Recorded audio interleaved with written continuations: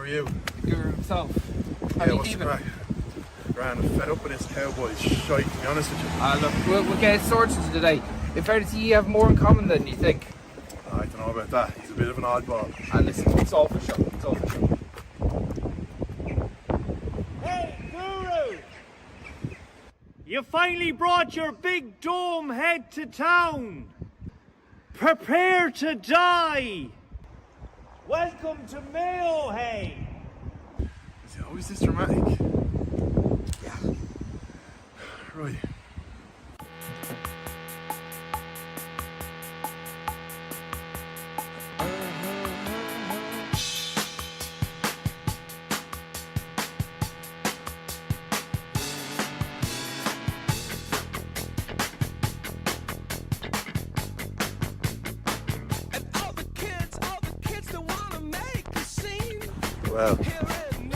Well, do you like pints? Yeah. Me too.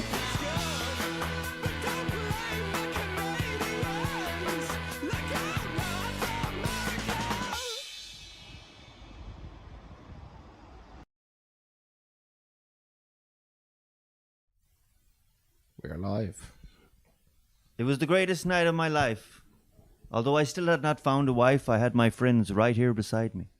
We were close together. We tripped a wall and scaled the graveyard. Ancient shapes were all around us. The wet dew fell fresh beside the fire. Two made love in an ancient spot. One chased a rabbit into the dark. A girl got drunk and bawled the dead, and I gave empty sermons to my head. Cemetery, cool and quiet. Hate to leave your sacred lay. Dread the milky coming of the day. Sounds very sexual. I just say, that answers the question, is he always this dramatic? I Yes. am. I am this Always dramatic. this dramatic. Especially when the red button comes on and we're live. We're live. Daragh, Curran, very welcome to the studio. Very How are you, welcome lads? to What's the Swinford. crack? Good to see you, mate. Good to see For you. context, if you're watching the live and you don't know what the fuck you just watched in the last few minutes, that was our video from about 2 years ago. Would you believe 2 that? years ago, yeah, I it's was reminded of that unbelievable. yesterday. Can't believe that. Unbelievable. Was that Um, 2 years ago this week? So yeah, Shane in the White House said that because the young lad something came up on the phone, a memory. It was 2 years ago. It could have been, yeah. Sure, the weather was Yeah, just yeah. like it was proper The March snow weather. and the whole Yeah, lot. yeah. And there was fucking the pints were looking absolutely septic.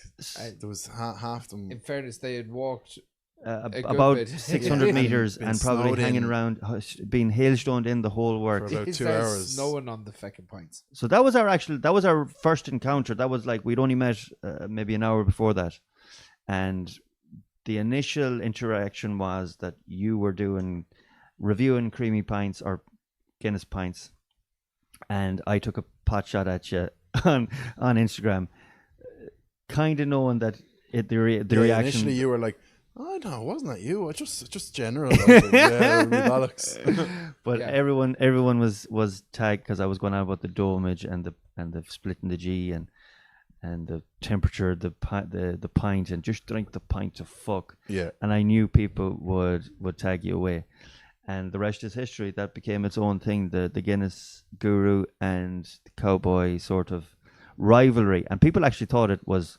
genuinely serious.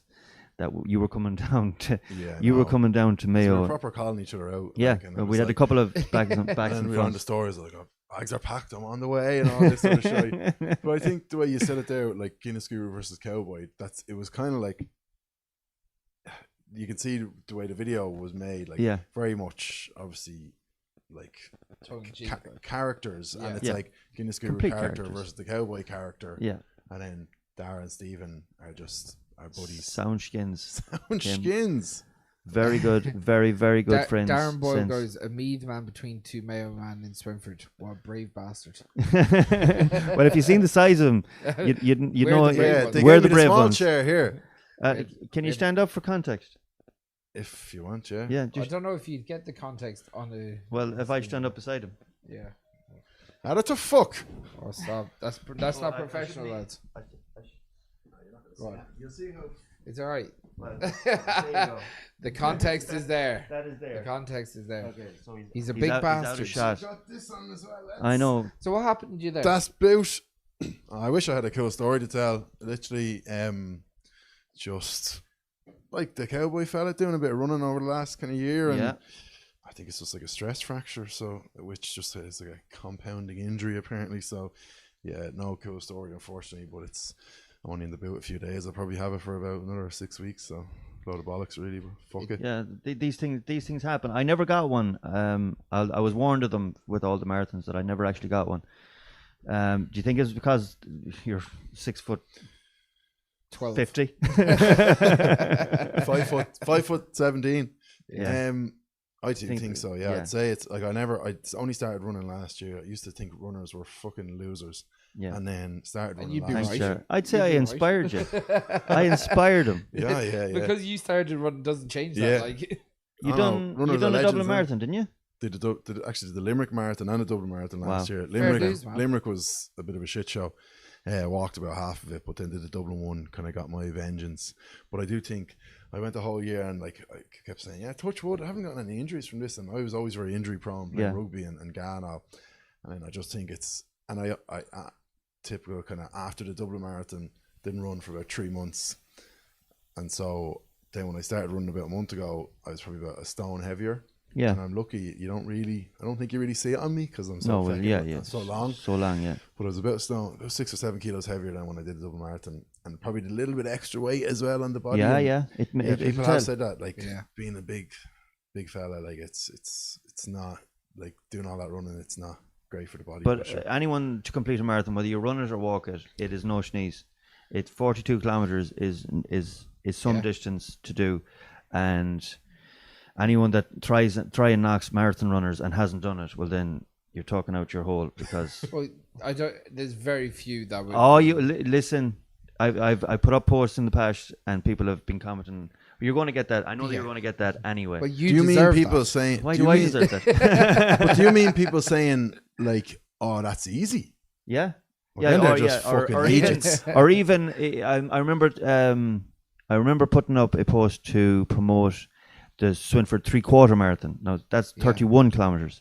Still a great distance. Serious distance. Yeah, Like. and people were like, "Oh, why don't they have? You're not man enough down there to have a full." I was like, "Well, it was nothing to do with me, and and you know it was a 3/4 marathon." So I like the way they're attacking your manhood. yeah, don't attack my manhood. My manhood is Very dear to him. very dear to me. It'll attack you back. So if anyone's in the comments or anyone's watching, can you let us know if the sound's okay, and also get involved. Darren Boyle, Throw in your questions. yeah, throw in your questions. But it's an earlier live than usual, so people might be at work. Yeah, a lot of whatnot, people comment in the post later on. Yeah. Like, you know. Always, this is going to be put up, and you can watch it at your own convenience later on. We won't go on too long either. We'll just have a quick live with. Tell them what we're up to. Yeah, we'll tell them while what I'm we're down up to. Yeah. Well, actually, we'll do the how you went from the Guinness Guru now to a different sort of angle. Okay, yeah. Yeah. So you were christened by your mother the Guinness Guru. Yeah, out the womb, slapped on the arse. He's like, Guinness find the Guru. Guinness for you. Yeah. Yeah, so yeah, I suppose Guinness Guru was doing that for the few years. Kind of always knew in my mind, like always kind of thought, you know, in 10 years time, how am I going to be just going around as the Guinness Guru drinking pints of Guinness? And it was, I always say, like, people always, the term the grass is always greener, like it's very true, because I find if you're super niche in something online, you will do well and you'll get a big following because people will go to you purely for that thing. yes. But then you feel very pigeonholed because you think, well, that's all I'm known for. What if I want to do this thing or do that thing? And people will say, would you fucking stop, stick to the pints? Yeah. You kind of know yourself. Yeah. And then then when I changed it kind of last summer, just because it was kind of as handy, like obviously it was like the dream job going around reviewing Guinness, but it's kind of fed up of it. There's only so much pubs you can go to. There's only so many adjectives you can make up. I just remember sitting, like the last few videos I did, I just was sitting there going, and again, it's like, get the violin out, poor me. But it's just no, if you're not feeling it, you're not feeling it. There was like Bundoor and Dundalk and stuff, and there was nothing, like the pubs are all great, but I was just literally going, what am I like? Just before I turn the camera on, I go, what the fuck am I going to say about this pint that I haven't said before? And people be given now to you for reviewing the town. You're not going to go in and review Romeo's chipper across the road or something like that. It's just that takes me on to then when I changed it, I made a mistake, but it's all learning, it's all hindsight. I was trying to get so far away from Guinness and pub stuff that I just you were feeling yourself. I was doing as in I was feeling myself, and then I career-wise. started thinking about what I wanted to do. And so I was doing like a couple of the videos were all right. Like did like the Hawksmoor steak video and stuff like that. They did all right, but I'm not a foodie. Like I like eating food, but I'm not. I don't give a shite about this place does a great food. Blah blah blah. Yeah. So I was, and then around Christmas, I said to myself, Jesus, I love the pub crack, like, you know. Yeah. So and it's not just Guinness. It's just it's actually beat like that's what I could see you doing, evolving from the Guinness was actually the pub itself, the whole, and even if it was a restaurant, the characters in the pub. Obviously talk about the Guinness as well because it's part of it. Like it's part of it. Every pub in Ireland, as we were saying last night in Eileen's, if you're gauged off the pint of Guinness. Yeah, you know, the quality of Guinness is basically your standard measurement. Well, it's in Ireland anyway. By far the most drank pint. 100%. Yeah. There's no you might have lager drinkers, but most men. To be honest, would be drinking Guinness. But like if you look at Guinness, a lot of women drink Guinness now. That years ago. They do, sure. Yeah. 100%. It's become unbelievably popular. And I'm not, like I always say this, and I try to think what's the best way to word it, but I do genuinely think it's through people like ourselves. Yeah, 1,000%. Literally fucking gone on saying creamy pints, fucking shtick, domage, all this sort of shit that... We done the marketing for Guinness themselves. Honest to God, like they I remember... Thank you. Never, they not thank you once. so much. I remember seeing there was I could be wrong here, but there was some sort of statistic that like the Guinness sales post-COVID were up. Now obviously like people locked up in the gaff and all, they're mad for pints, but it was right around COVID when the whole Guinness social media thing really blew up, and then the sales since have just been unbelievable. But I remember me and you going for a pint, and obviously it was when you had to buy a meal to get a pint. And me and you go for food to get a lock of pints. We're in a pub that wouldn't have never been known for a good pint of Guinness. But because Guinness had so long to go out to all these pubs and sort out all the lines and just ripped out all old infrastructure around it and replace all this stuff, suddenly the Guinness was good everywhere. Yeah, well that is true, and you'd be hard pressed to get a really bad pint of Guinness in Ireland. It happens from time to time, but it's usually very odd time. A dusty old glass or something on a busy night, or maybe the odd hotel might. Hotels, yeah. I even got one of the best pints I have. I don't think you were there that night with me, Pete, and Ali in Galway. It was in a Chinese. Yeah. No way. In a Chinese restaurant. Yeah, it was like near Maximo's. Oh yeah. There's a place beside it, and it was. Yeah. I remember taking a sup out of it, and I was thinking, that's one of the best. In Galway. Oh, is that during the spraying? Yeah, during spraying. Yeah. It was incredible. You'll have to tell me, and I'll have to go there. Yeah, I'm telling you, it was a Chinese restaurant, and the food was lovely. And for some reason, I just thought, you know what, I'm out with the boys. It's not often I get out with. Ali would never be out, and I said I'd have a pint, and it was one of the best pints I ever had. That isn't how it works. Yeah. Well, it's because it's such a surprise as well. You're like, that's unbelievable. Yeah, even the fact that you ordered it, you're probably like, sure, I'll order for a laugh because it would be fucking shy. But yeah, to just round up then.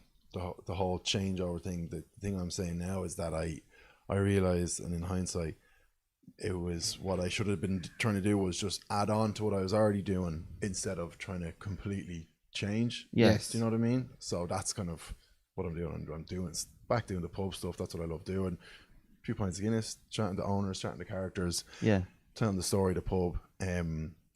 But I can also do, like, if I'm doing a bit of stuff with off the ball, sports stuff, bit of this, that, and the other, and you're just adding it on. Once you've kind of got your foundation of your constant pub clips and stuff, and what you're comfortable as well. And you see the beauty of Guinness is, and pubs are very photogenic inside. Yeah, that's it. That's lovely. Yeah. They speak for themselves in my videos, and so does the pint. Yeah, the pint speaks for itself. And I've as well. You met cameraman Dave yesterday, like he's got a good camera. He gets all the super aesthetic shots. Like, and it's half the video was just a bit of music over that, because that's the burning passion I have is just like I was talking about Mellets yesterday, and you go in and you just look down and you stand at a certain angle, and it's just the way the sides are coming in. The aesthetic of it is just unbelievable, and pubs are, in my mind, like the most aesthetically pleasing thing in the world. They're just beautiful. But also they're a great meeting spot. There's a big social thing when treated with respect and the way it should be treated. And we've all went out and gone overboard, but when have we now? We have indeed. now we're getting to the let's get into stuff. it. when I got a video here. when it's treated and done right, pubs are a magical place, especially Irish pubs, for meeting people, being social, and I think even for older people, as an outlet to get out and meet people and talk to people that maybe they're living at home or something. I think it's a very important aspect of Irish society. I really do. It's massive, like. Yeah, massive. And we actually did, when you were talking about Mellets yesterday, it is an unbelievably aesthetically beautiful pub, and Marie is a lovely girl that's running it as well, and it's 7 generations. Most of the pubs, like we're lucky in Swinford, most of the pubs are good pubs in Swinford. They all have a bit of character to them. Yeah, there's always characters behind. Swinford is full of characters, full stop. Yeah, well, that is true. Can I just say the thing I said to you yesterday? I said I definitely want to say this on the live, because it's something we filmed here twice and the same thing has happened, and it's kind of like, it's something that in the moment I'm a little bit like, for fuck's sake, but I absolutely love it as well. It's the fact that when you film around Swinford, even like we had the proper camera, Dave has the camera on his shoulders, it looks like a proper production.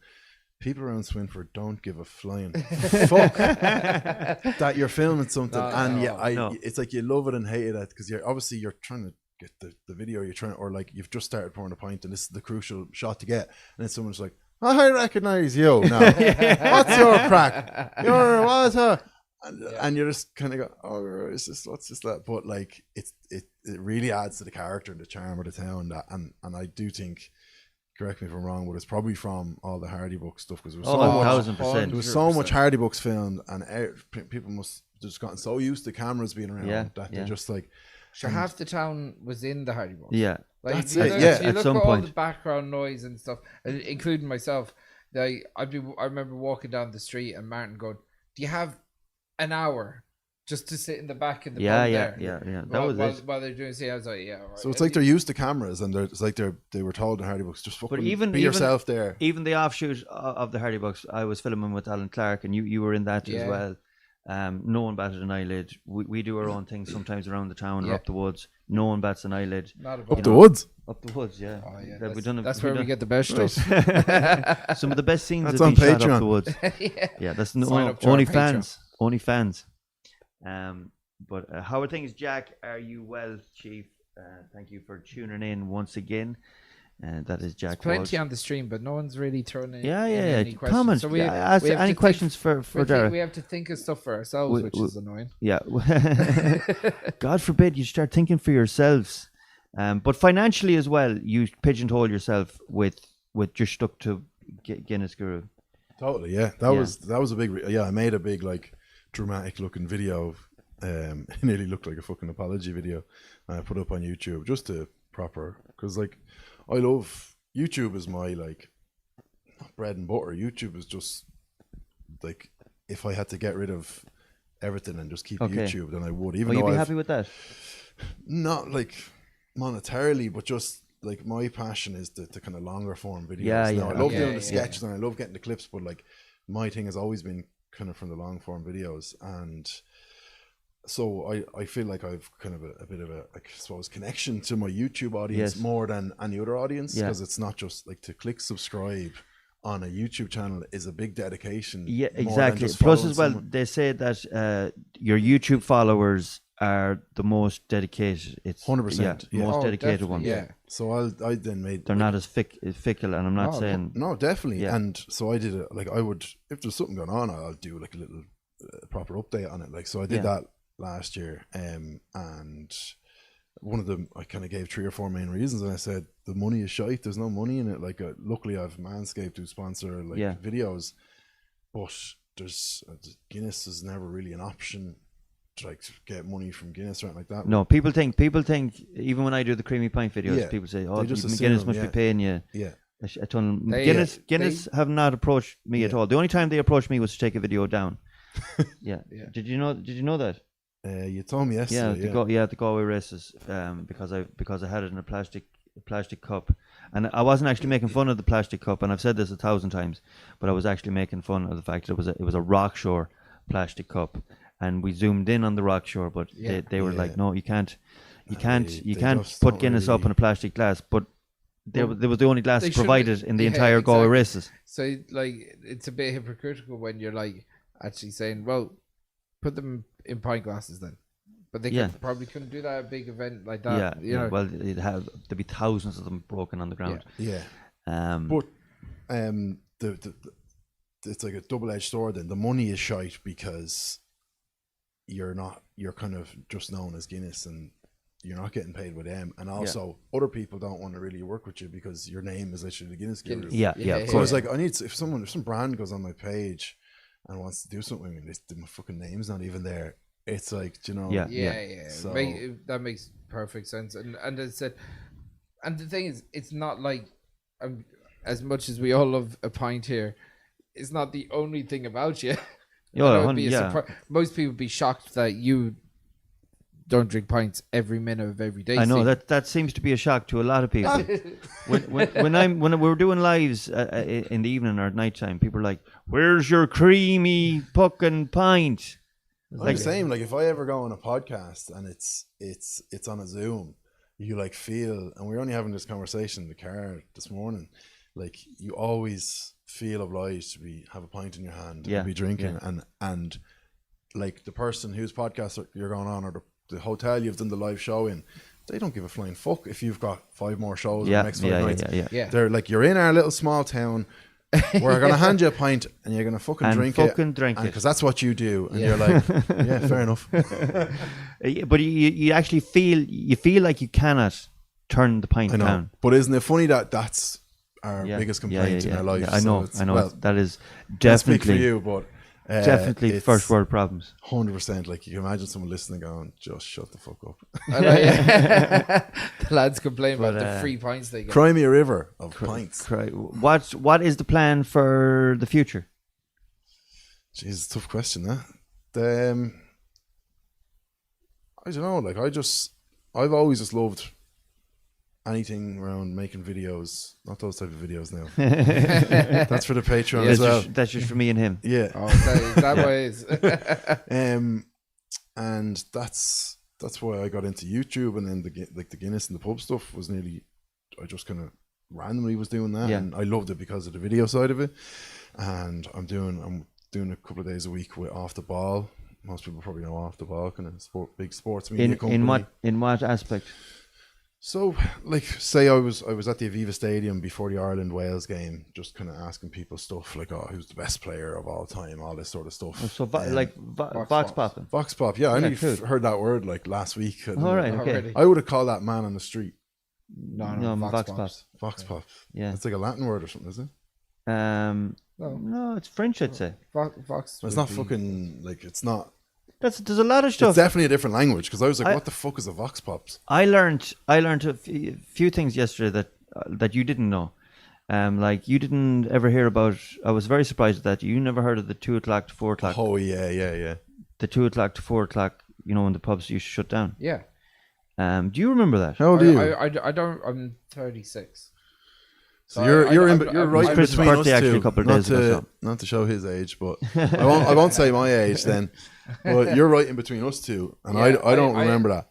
Well, I remember. I don't remember the 2 o'clock to 4 o'clock close, but I remember, like, particularly well around them. I remember my cousin was a barman in Melons years ago, and they used to close for a while. Yeah, 2 o'clock to 4. I remember it was enforced by, like, the church. It was government enforced, but it was definitely from the church that it came. Yeah, well, that's true. Do you know why there's a 2-part pour? It's a gimmick. Well, no, but there was a reason. Oh, because the old pumps, is it? So Yeah. So the old pumps you used to have to make it settle. So because the cask would be. So this is from the 1950s, really. Yeah, and like the foam would come out of one. And then basically they used to pour the foam into another glass. Yes. I've seen that. So, but like that kind of pour just became the tradition that carried on. Yeah. There is actually no need for it. I used to work in a pub called. But is there?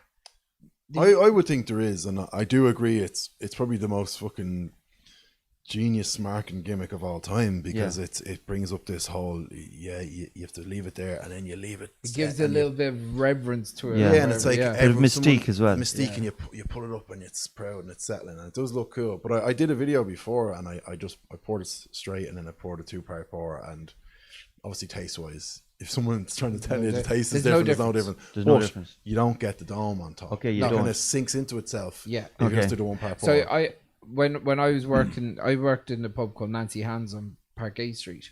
Yeah. And we always used to lash into the pints afterwards. But like, as soon, it was literally the last one out of the bar was going to be stuck in the bar pouring pints for the night. Yeah. So there would be a mad rush at 5 minutes before to fucking whack on a pint, get the other side of the bar, and be sitting down. Okay. So you're not going to be standing the other side pouring the pints for everyone. So, and we all used to do that. Just fucking whack a pint, put it all the way to the top. Sure, if it's only for yourself, then fuck it. So there is no difference at all. Yeah, in the taste. But also for day-to-day drinkers and barmen, you drink and you eat with your eyes 100%. As well. So that's the whole thing about Guinness. It's everyone's fucking taking people aren't taking a picture of their pint of Heineken. They're taking a picture of the pint of Guinness because it looks so. Yeah.